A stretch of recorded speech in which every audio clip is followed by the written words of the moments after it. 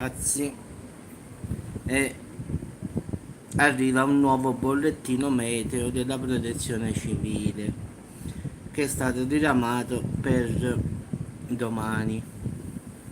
Domani allerta arancione, anzi fin da questa notte, dalla mezzanotte in poi, quindi da domani, dalla mezzanotte di questa sera, ci sta questa allerta arancione per la Calabria,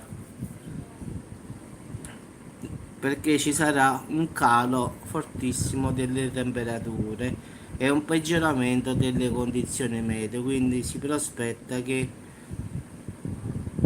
come sempre, ci sarà un patatrack, come lo chiamo io, delle condizioni atmosferiche. Quindi è un avviso estremo, anche perché allerta arancione e sono giustamente prevede anche, ci sta le vite umane a rischio, quindi un'allerta molto importante che non va sottovalutata. Potete andare anche sul sito a vedere l'allerta, diciamo, meteo, che poi alla finale riguarda la fascia ionica, cioè Crotone, Catanzaro e Cosenza. In effetti sono queste, diciamo, diciamo, le città dove si potrà verificare questo, diciamo, fenomeno a livello di nubifragio, quindi massima attenzione per la giornata di domani, anche se è valida già da stasera, dalla mezzanotte in poi.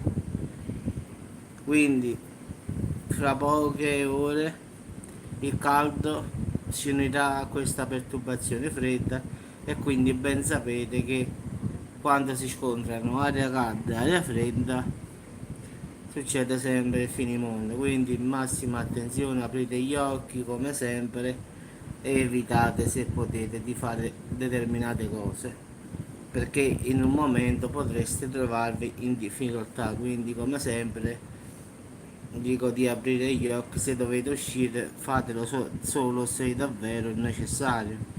Quindi ragazzi, allerta meteo, ripeto, arancione per domani a partire da questa sera a mezzanotte per la Calabria, e in particolare Crotone, Catanzaro e Cosenza. Quindi in queste regioni, ragazzi, fate massima attenzione.